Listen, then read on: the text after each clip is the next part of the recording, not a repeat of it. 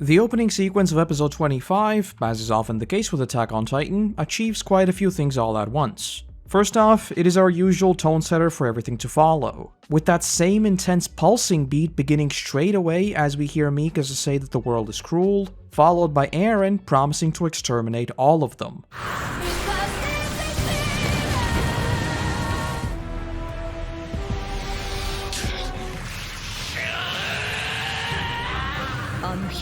So once again, the series is just subtly reframing that triumphant moment of Eren finally transforming in the previous episode to something now much more sinister. And speaking of which, that then leads us into Armin's narration where he repeats his very first line in the show about mankind's humiliation of being caged like birds. Just like the overall narrative of Attack on Titan itself, it just neatly cycles back to where it all began with the appearance of the Colossal. Though unlike the first time when we heard this, there is also another dimension to note here. This time around, we know that they are not trapped within the walls by titans per se, but rather human titan shifters who, for whatever reason, appear to be trying to wipe Paradis out, which we of course now clearly know to be Marley. And because this is overanalyzing, it is also worth noting where this speech is placed in. Because notice that Armin's speech only begins after Eren's transformation, almost as if he was the one playing the role of the Colossal Titan in this instance. Which, with the benefit of hindsight, also brings this interesting angle of Eren ultimately being the one to shake their world to a far greater extent than the Colossal ever did. Get it? Shake? Because the rumbling? It's like rumbles, it's sort of like shaking. And so him transforming here and showcasing at least a passable level of control over his Titan form is effectively a reminder for everyone who survives the story of the day where everything changed. Keep in mind that following this point, up to the big time skip after Season 3, every single event we see all happened within an extremely small time span. So after we trap Annie, almost right away, Eren would be clashing with Reiner and Bertolt, which then leads us right into the Shiganshina mission, etc, etc. So yes, if you look back, this battle against Annie, the first ever shifter we know for a fact is a human, then yes, this is a huge turning point. And if you want to run with that idea even further, and of course you do, we're overanalyzing, for quite a while, there was a belief that Armin delivering these recaps was actually a hint toward him potentially being the narrator of the entire story of Attack on Titan. And the reason why we often see him reframe certain events through his speech is because he already has the knowledge of how certain things play out. I think if you go back through all of these videos in this overanalyzing series, it's pretty easy to spot the pattern where normal recaps of episodes just use music or something like that to recontextualize what we're seeing.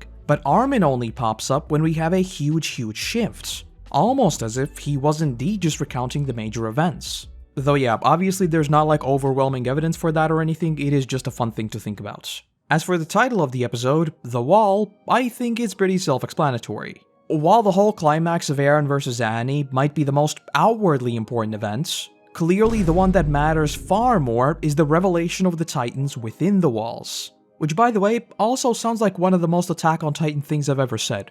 Oh yeah, that very hyped fight? Yeah, well that's actually not important. What you actually need to pay attention to is like 2 frames of something. It's incredible. Though yeah, this mystery would only be compounded by the mid-cards, which we'll get to in a second.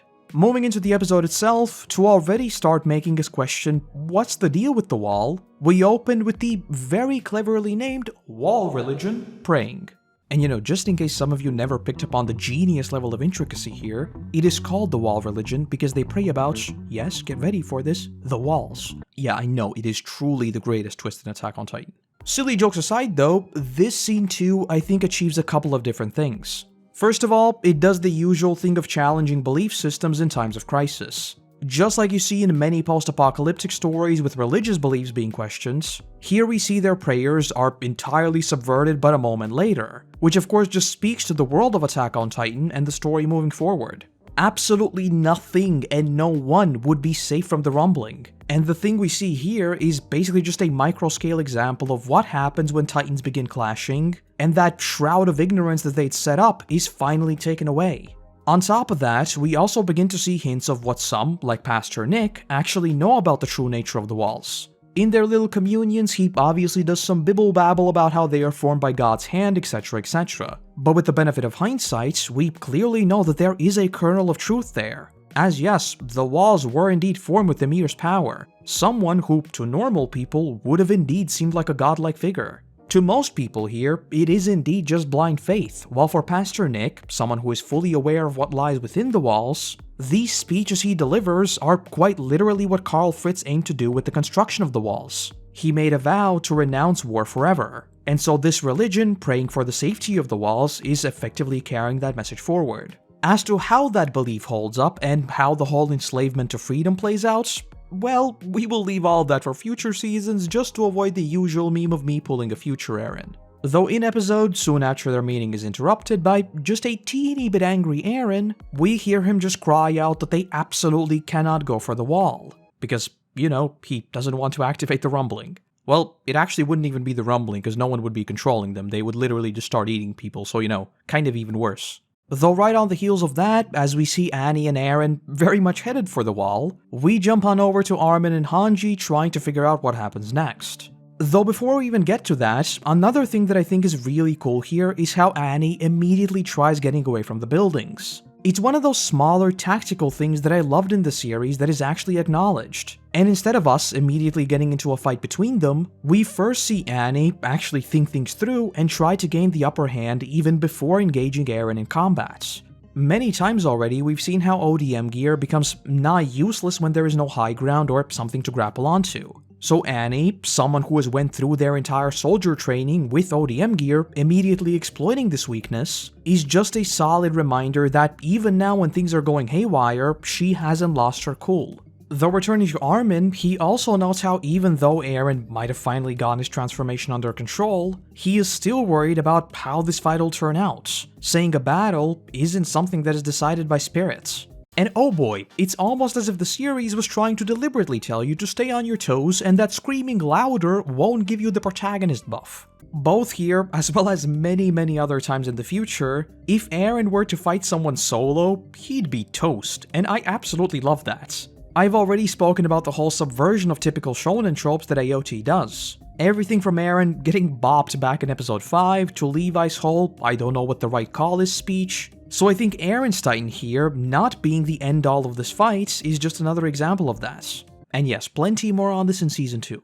While they're still sprinting through Stoess, we get some of Eren's inner monologue about Annie, which too is notable for a few different reasons. He first notes how Annie always seemed disinterested and distant, except for when she was fighting.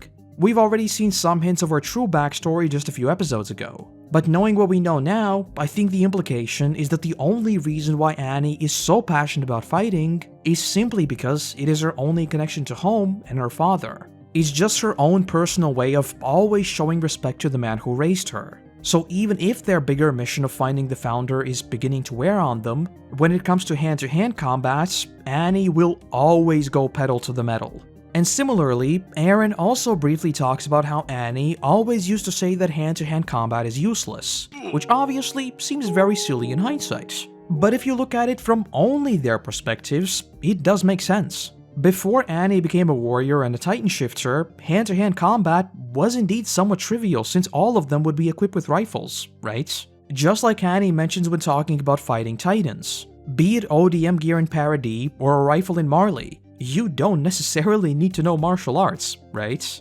And from her perspective, as much as it is her last major link home, it also brings up the question of, is there a more deep-rooted hatred for it since it did largely contribute to her becoming a warrior in the first place? That is to say, if she never learned to fight, she would have never become a warrior and she would have never been sent here. So could it be a case of Annie, maybe even subconsciously, just trying to warn others of not pursuing a similar path of never-ending battles? Probably not, but it's interesting to think about. Though still talking about her dedication to her craft, Eren also asks, why is it that she is fighting so hard? What could justify killing so many people? And the answer to that, we've already talked about this many times before, is just her wanting to return to her father in one piece. It's real. And lastly, note how up until the very final moments of this fight, this is the last time we would hear Eren speaking. More on this in a second. Though all the story stuff aside, I think we need to real quick just gush about Wit's animation here, because yet again, they absolutely nailed the hand-to-hand sequences here. I absolutely love how they showcase the duality in their fighting styles again. While Annie deflects Eren's punch with an extremely precise hardened block, Eren just literally tosses her like a block across Stois and then literally proceeds to trample through entire buildings to chase her down. With that scene of him emerging through, again, complete and utter carnage, very neatly encompassing his almost disturbing all-in type of fighting. And also note how this will be super important in establishing a sort of a power baseline for the Titan fights to follow. We've already seen Eren punch Annie halfway to the moon and all that, which as of right now in the story, sort of makes you think that this is what his Titan will be. A brute strength type of fighter that in typical shonen fashion can push through anything with sheer strength. But then we get to season 2, and a single punch from Reiner literally sends Eren's Titan flying to the point that our guy breaks the goddamn sound barrier, which again immediately dispels that illusion and puts Eren right back in his place.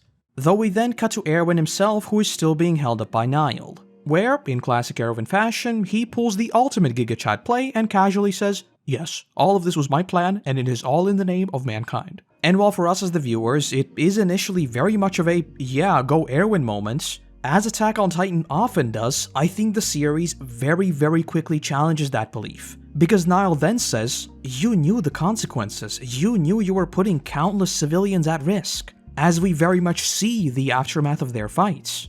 And it's just like Niall says, with Erwin, there is no feigning ignorance here. We know that he considers every single possibility out there, and this is clearly one he foresaw. So naturally, the question arises, was it worth it? Was there really no other way? Catching Annie off guard was paramount, but could we have not lured her somewhere that wasn't as densely populated? Which again loops back to the same line we've heard many times. To fight back against the monsters, you must become one yourself, and I think this is exactly that. With the benefit of hindsight, we know that arguably, yes, this was the right call. Annie is defeated, and in but a few months, we'd learn of every single thing there is to learn of Beyond the Walls. But at the same time, Annie crystallized, and this particular battle is entirely invalidated. None of this mattered, we never gained anything from Annie directly. So was it truly the right call? As with everything in the story, I just love that it is not black and white. And even if Erwin's goals are clearly taking the bigger picture into account while the MPs just want to maintain the, as we've heard and seen, clearly unsustainable status quo, there is still the question of, do the ends justify the means? And also, obligatory Dutch angle for this very conflicted scene. Though a super small scene we get before we continue with this conversation is the little girl stumbling through the streets. Which yes, is obviously mega messed up, but I am almost certain that this is the only child we see in the series that is dressed super proper because don't forget, we are within Walsina, the wealthiest of the walls. Clearly, it's nothing important, but I do very much appreciate the attention to detail considering we've only ever seen the outer districts where they always wear plain clothes.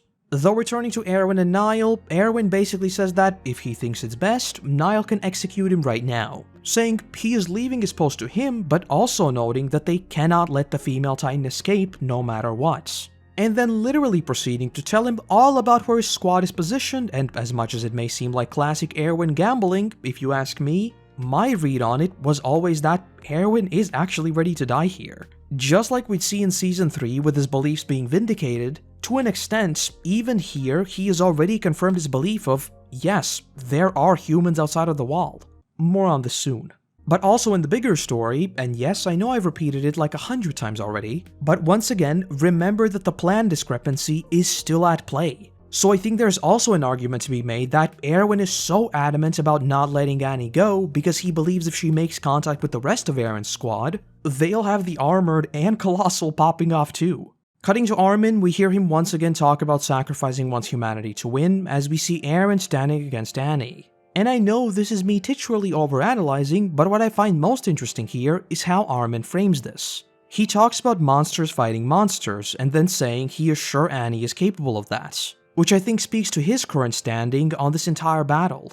The female Titan is no longer the female Titan, she is Annie. And to Armin, that comes with both a clash in beliefs and morals, as clearly he still considers her a friend and probably feels indebted to her for sparing him, but it also comes with the acknowledgement that they do not need to defeat the female Titan, they need to defeat Annie. Fighting against Titans is largely a mystery. Fighting against a human, well, that is much more straightforward strategy. So as much as him referring to her by name is just for simplicity's sake, I also think it marks a major shift in the story, as now we have entered full-on human versus human conflict and everyone involved is well aware of that fact.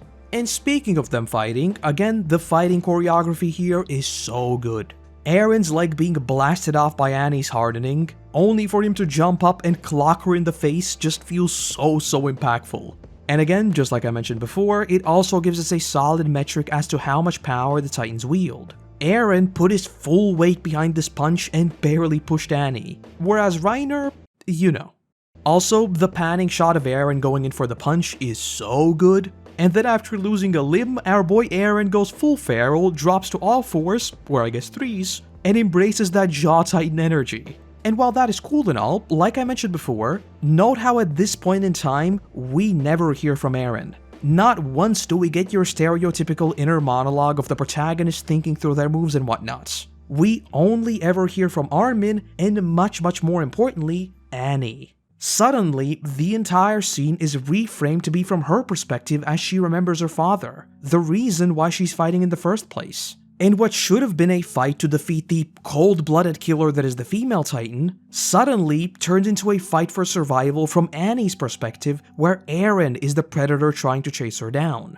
And yes, I do think actually portraying him as feral here is also a deliberate decision to convey that, which again ties back to Armin's narration at the very start of the day that mankind remembered, which you could easily reframe to be referring to Eren and his ultimate turn in the final season. And another thing to note here is what Armin mentioned before about spirits not being enough to defeat your foe, which is exactly what we see here, as Eren is literally pounded into the ground by Annie. Though she of course doesn't go in for the kill, she simply turns around and runs toward the wall. As for the reason why she just doesn't kill him here and now, well, to me, it's as simple as her already being encircled by literally everyone and their mom, so taking the time to pull Eren out and actually finish him off is probably just not the best idea here. Keep in mind she already knows she was set up, so I think she's not fighting to win here, but rather purely to survive this encounter. Though unfortunately for Annie, it's then that Eren claims that he will kill every single Titan, and we see him smile. And moments later, the now so-called Berserking Titan makes his appearance as Eren literally becomes a gorilla and begins to go after Annie while literally on fire. As you might suspect, this has sparked endless discussion in the community as to what this special burning demon thing Titan form even is, as it literally never appears again and isn't even acknowledged. And here, let me propose a few explanations. First off, the very boring one, and one that I think is actually true. It's literally just Wit wanting to go out with a bang, and that is it. I genuinely think the simplest explanation here is the right one. For those of you who might have started watching the series sometime later on, you might not know about the infamous 4-year gap between seasons 1 and 2, which I think is already a solid indicator of just how uncertain everything was back then.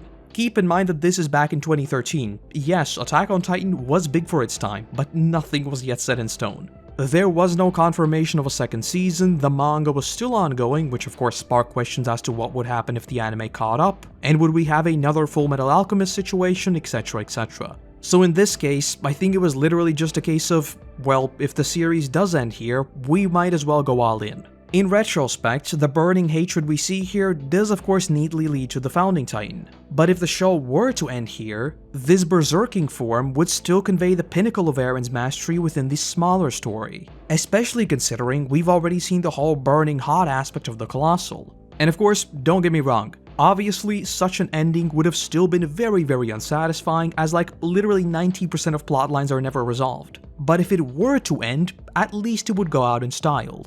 And to further illustrate that, I even did a rare move of going over to the ancient scrolls that is the manga. And yes, just like the Mikasa tattoo, the berserking Eren is nowhere to be seen. But okay, now that we have the very reasonable explanation out of the way, you are here for overanalyzing, right? So put on your tinfoils and let's go. Notice the deliberate use of Eren's eye color here. Canonically, it is always green, right? Yeah, there are some instances in the anime where color grading can make them appear as grayish and whatnot, but canonically, they are meant to be green. Just like we see with his Attack Titan here and every other time in the future. However, why does the Berserking Titan have distinctly blue eyes? Almost as if something fundamental shifted within Eren, right? And Don't you find it a bit odd that we have this poster of the final season Eren who clearly has green eyes, but then the next poster with the founding Titan Eren has the same exact tone of distinctly blue eyes who is also burning? Considering the world and the fixed timeline we operate in and how Paths Eren is connected to every point in time all at once, I would not at all be surprised if the final season suddenly snaps us back to this point in time or something like that. And okay, just to loop back around to normalcy, the last actually realistic explanation I would offer up here is Mappa just going back to season 1 and drawing on the Berserking Eren to design this new poster. So yeah, it is literally just a callback to where it all began, especially with the whole cyclical nature that is at the very core of the Attack on Titan story. Returning to said story though, Gorilla Eren chases Annie down, where we get this incredible shot as we for like a split second see the absolute horror on Annie's face. And the shot of Eren launching on top of her and them just sliding across the ground is also absolutely brutal. And that's not even the worst part, because the shot of Eren literally attempting to crush Annie's face as she screams in complete agony, oh boy. Knowing what we know now, that triumphant music in the background sure seems odd, doesn't it? Similar to those hand-biting scenes we've talked about before, this is just another case of it seeming so much more sinister in hindsight. I mean, yeah, these are two titans fighting each other, but like, sheesh. And on a similar note, I also love how their brief grappling here is completely chaotic, and the usually extremely precise Annie has now resorted to literally just kicking this completely out of control beast that is Eren off of her and simply running. And also know how at this point, the internal dialogue or memories or whatever it might be are completely gone.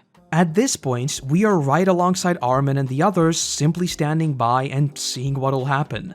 These are two beasts fighting, and trying to intervene will only result in more people getting crushed. And yeah, the sheer horror on Annie's face as we see her just desperately try to escape is absolutely brutal. Though learning from Eren, she too decides to return to Monkey as she begins climbing the wall in a last-ditch attempt to get away from Eren. And like I've mentioned a few times already, the usual protagonist scream buff might have helped Eren a little bit, but if it wasn't for Mikasa, Eren is done here. Like, she would literally get away. And speaking of which, the shot of Mikasa simply standing on Annie's face saying that it is over as she falls is just chef's kiss. And what follows is yet another scene that just sends chills down my spine. Just like with Eren many times before, Annie catches one last glimpse of the skies above, obviously signifying the true freedom they all seek. But as she crashes down to the ground, the now completely enraged Eren jumps right on top of her as we begin to hear Annie's father speak, saying, "Turn the entire world against you if you have to." And oh boy, the duality here is something else entirely. Because obviously, he is talking about Annie, but man, does that apply to Eren just as well. And speaking of Eren, if you remember the whole paths thing I mentioned before, of all the things Eren could have said here, my guy says that he is free when he is about to eat Annie. Which, you know, kind of an odd thing to say. And also note the shifting perspectives we saw in this fight. We opened with Eren's inner monologue that then completely disappeared as it was reframed from Annie's perspective. While here, for the first time in this fight, we hear both of them overlapping. And to tie a very nice bow on that, seconds before Eren eats her, we see Annie crying within the Titan, which yet again, especially with the benefit of hindsight, flawlessly demonstrates exactly what Attack on Titan is about. A lack of perspective on all sides and the never-ending bloodshed that comes from these blind beliefs of the other side always being an enemy. Though just before Eren can yoink Annie out, she begins to crystallize and Levi promptly cuts Eren out, calling him an idiot just for good measure. And before we follow up with that, we get to what might just be the most important mid-card in the entire story, which yes, is very interesting to look at in a YouTube video because it is literally 2 huge blocks of text. Long story short, there was a dude who put on Diggy Diggy Hole on his MP3 player and got so into it that he wanted to dig a tunnel underneath the walls. Though as he dug, he realized that the wall just seems to go further and further down, and the material was so hard that when he struck it, his shovel just broke right away. Though after he told about this discovery to his friends, the hole he dug, he himself, and soon also his friends, all went missing without a trace. Now, in videos before, I've talked about the whole Colossal versus Wall Titan scale discrepancy and how I've always thought the Wall Titans to be 50 meters, while the Colossal, since it is one of the 9, is slightly taller, sitting at 60 meters. Though after I've said that, a bunch of you said that no, it's actually this story that reveals the Wall Titans are in fact buried 10 meters below ground, which is honestly something I never even considered because that seems very wacky to me. For context, 10 meters is a 3 to 4 story building. Why would anybody go through the effort of burying a Titan 10 meters? The walls were constructed using the founding Titan's power and literally just creating a layer of hardening over the Titans. So I just don't see any reason for them to be buried. And naturally, the ground doesn't randomly raise by 10 meters either, that is just too much. My interpretation was always that what goes deeper below ground is a sort of a crystal catacombs type of deal that converges to where the founder was located, which is also why I think the walls are concentric circles. Just like we see with Eren's founding Titan's power zipping through the ground, I think that's exactly how the walls were created in the first place. So TLDR, personally, I think the Wall Titans are pure Titans and they are in fact just 50 meters, just like the walls themselves. They are standing completely normally, and it's just Titan hardening that extends deep into the ground and potentially all throughout parody. Which is also how I think the underground can exist in the first place. Something that, by the way, is held up by the same exact looking structures as the Crystal Catacombs. Normally, I would say that those are just stalactites because, underground. But considering the Crystal Catacombs, I do think that it has something to do with Titan hardening. Returning to the episode though, here begins what was for me, literally right up to when the rumbling actually started, the greatest unknown in Attack on Titan, Annie's Crystal. Even if you go back to my terrible video I made when the first part of Season 4 was airing, don't watch it by the way, Annie was the only piece of the puzzle that I literally had no clue where to put. There's just no amount of overanalyzing here that can somehow tie this in with the rest of the story, at least not currently. If the rest of the story you can piece together, you literally know that Eren can see the future in episode 1, then this was a complete wild card that I just never knew where to put. But as always, it is very much just Isayama putting the gun on the wall, if you will. And we all know what Chekhov thinks about guns on walls. Another wacky thing we see here are Eren's scaly, almost dragon-like burn marks, ones which are much different from the usual Titan markings. And yes, once again, I think the simplest explanation here is the one to go with, that just being the rule of cool. The ancient scrolls of the manga sort of depict them as scaly as well, but I think the anime just really embraced the whole burning vibe and made them actually resemble just full-on scales. And big surprise, with Season 2, when it was basically confirmed that the entire story would be adapted, they became very consistent. Though we then cut to Eren waking up, where yet again we see the obligatory purple flowers which I've talked about at length already. And if you thought tinfoil times were over, get ready. Armin says that Eren helped Annie get away, basically just asking why it is he hesitated. To which he responds by saying, yeah, he failed, but when he saw her crying, he just froze. And oh boy, as Armin and Jean leaves, he then continues by saying, it felt good to just let free. Enough for me to think, I might as well die then. And yes, Mikasa's reaction is very much mine here. Because does that not line up with exactly what he's doing in the Founding Titan? Even all the fixed timeline stuff aside, he became a slave to freedom to such a degree that he pursued the rumbling. A literal world-ending event just to pursue this imaginary level of freedom. And just like with Annie a moment ago, he feels like he can't stop and that he just might as well die here. Just like we are seeing in the present-day story. He doesn't use the Founder's power to stop them. He will oppose them, but not stop them, which is something we literally know he could do. He simply keeps marching on because if all of this ends, then maybe, just maybe, he will finally truly be free. Only no, because that is when his long dream ends and we are back to square one. But fret not, because the tinfoil does not end there. As Eren gets caught up in this little daydream of sorts, Mikasa suddenly calls his name, which makes him jump as he snaps out of that trance. Almost as if he heard his name being called while in the Founding Titan by Mikasa, huh? And it would sure be tragic if this scene of Mikasa saying she's glad he came back, without her scarf mind you, would become yet another direct mirror to Eren never coming back in the final season, huh?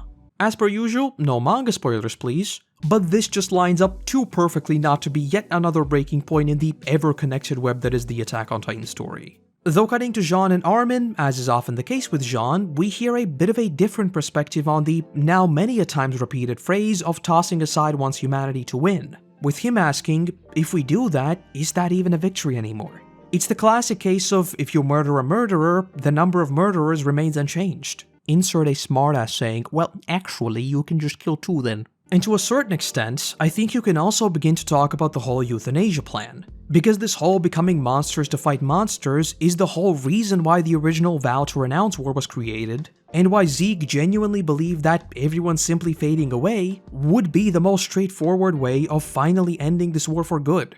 Obviously, we'll be talking plenty about all of this and the many different perspectives we see on the never-ending cycle that is war, so I won't ramble on about that now.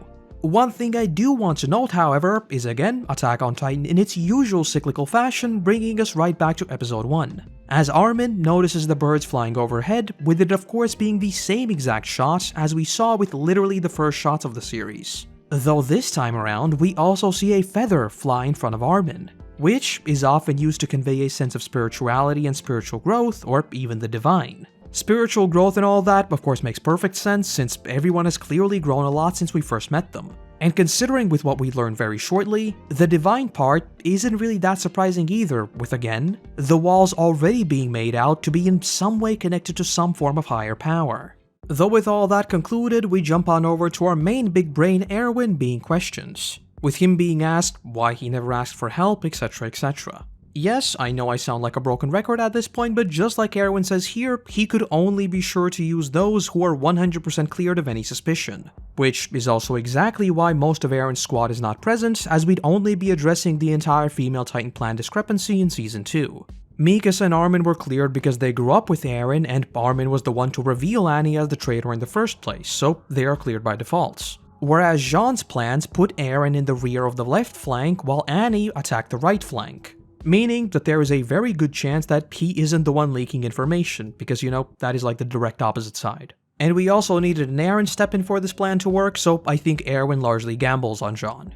The rest of their squad, however, is still sus, and so that is where we'd open with Season 2. Which would of course ultimately lead us to unmasking the Armored, the Colossal, and the Jaw of all things. Though the absolute best part here is them asking if Annie just crystallized, whether it was all for nothing. Which is when Erwin freezes up, almost as if he was offended by the sheer prospect of such an accusation, with him then saying, no, we just grasped at the greatest potential to save humanity. Because yes, just like we talked about with Armin calling Annie by her name, we are now playing by entirely different rules. The enemy is no longer a mysterious force of nature, they are human, and oh boy, are humans malleable. And so to Erwin, this is an absolute win. And as the outro kicks in, we also get some final words from Armin, with him briefly explaining where they moved Annie, that she is being monitored, etc, etc. But of course, this is Attack on Titan, so even when the outro song kicks in, you should never let your guard down, something that would be exemplified with Season 2 that casually spoils half the show. But okay, that's beside the point. As Armin's narration continues, we see the rest of Eren's squad, who are, again, deliberately separated from Annie because it contains yet another mole. So it's just another case of cheekily showing us the next thread already. And here, I have to once again note the dub, because I think the way they change the monologue here actually really changes my perspective on what it is referring to. The subtitles very explicitly say that it would take a long time for mankind to realize what they're being caged by, whereas the dub says that it would take a long time for humanity to find out the true nature of what it held captive.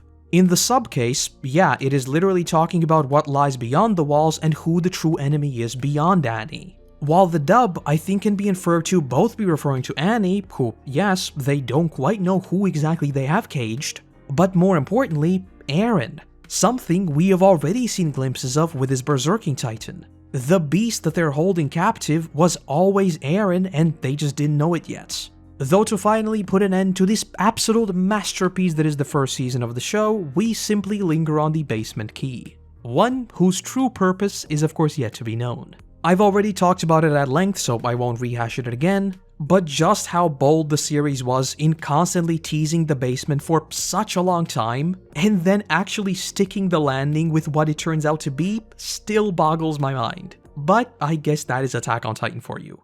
And you know what else is classic Attack on Titan? Casually dropping in a post-credits scene that is easily the biggest what the f*** moment in any anime I've ever seen. Like, How can a single frame just break your brain? But yes, as the sun sets, a piece of the wall crumbles away, revealing a titan within. And yes, the most amusing part here is that if this little piece of the wall would have crumbled like 3 hours earlier, there is a very good chance the walls might awaken and the rumbling would have started, so that's fun I guess. Though with that is episode 25 and the first season wrapped up. Took us like a year, but here we are. But so, what is season 1 about? With Attack on Titan, it is of course hard to pin down these exact themes as so much of the story is directly connected. But I would say that season 1 is largely about discovery and revenge. From the very beginning, Eren's story revolves around revenge, be it saving Mikasa or wanting to fight against the Colossal that took his mother away. All of it with a drive for revenge, fueled by rage and the promise to exterminate everything. Though doing that, he discovers things, both about himself as well as about the true nature of the world. Both things that would now become an even greater focus in seasons 2 and 3. But yes, I am losing my voice and that's enough rambling for today. So I hope to see you back as we dive headfirst into season 2, finally address Erwin's scheme during the female Titan mission, and ultimately face betrayal as we continue overanalyzing Attack on Titan. And that's the video. Cannot believe I'm actually saying this, but on to season 2 we go. I'm going to be honest with you, when I made the first video in the series, I never thought it would actually become a thing, but here we are, so a huge thank you to all of you. But with that, I also want to say a massive thank you to our current patrons and YouTube members who allow me to produce even more of these for you all. And let's also give a warm welcomes to the newest member of the team, Benny Havar, I guess? I'm sorry if I butchered the name. But without you, there'd be a whole lot less of my ramblings, so seriously, thank you. Other than that, I want to say thank you very much for watching, I hope you have a great day, and hopefully, I'll see you in the next one.